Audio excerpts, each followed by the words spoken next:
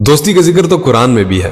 قرآن میں دوستی کا ذکر آج میں آپ کو بتاتا ہوں۔ اور آج کل کے جو نوجوان یہ جو دوستیاں لگاتے ہیں نا، کہتے ہیں کہ ہم ایک دوسرے کے لیے جان بھی دے سکتے ہیں، دوستی میں ہم تو کچھ بھی کر سکتے ہیں، ہماری دوستی تو پہاڑ کی طرح مضبوط ہے۔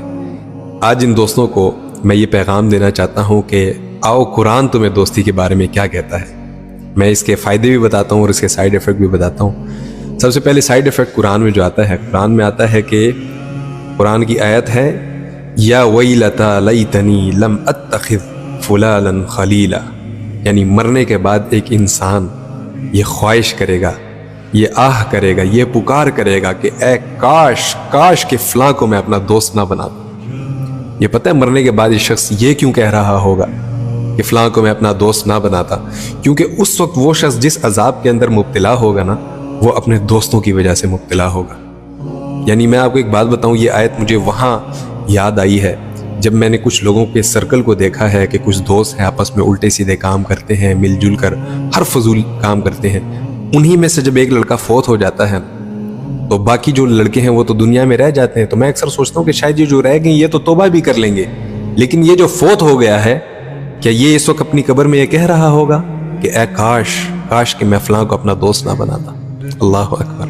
یہ صرف میں اپنی سوچ کی بات کر رہا ہوں، باقی اللہ غفور الرحیم ہے، غیب کے حال اللہ جانتا ہے۔ لیکن صرف قرآن کی آیت مجھے یاد آتی تھی کہ وہ جو دوست اپنے دوست کو پکار کر کہے گا، اپنے دوستوں کو ملامت کرے گا کہ کاش میں فلاں کو اپنا دوست نہ بناتا، تو بھی تو آخر ایسے ہی دوست ہوں گے نا۔ مجھے ایک شعر یاد آیا ہے کہ خود تو ڈوبے ہیں تمہیں بھی ساتھ لے ڈوبیں گے صنم۔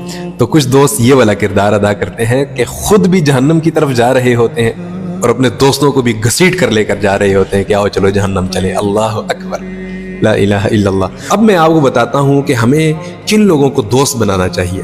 رسول اللہ صلی اللہ علیہ وسلم سے پوچھا گیا کہ یا رسول اللہ کس شخص کو ہمیں اپنا دوست بنانا چاہیے؟ تو رسول اللہ صلی اللہ علیہ وسلم نے 3 کوالٹیز بتائیں۔ نمبر 1، اس شخص کو اپنا دوست بناؤ جس کے ساتھ بیٹھ کر تمہارے علم میں اضافہ ہو۔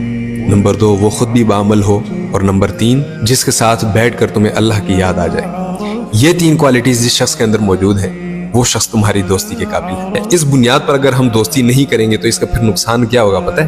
یہ بھی میں آپ کو قرآن سے بتا دیتا ہوں۔